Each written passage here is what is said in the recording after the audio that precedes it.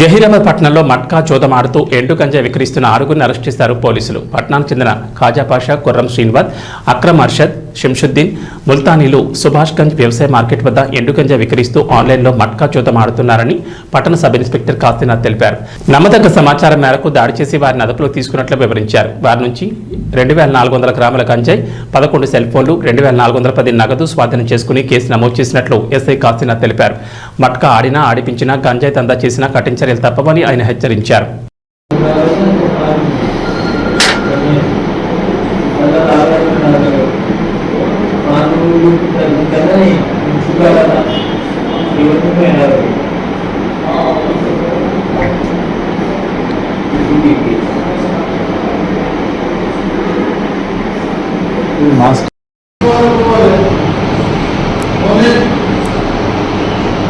Oleh zaman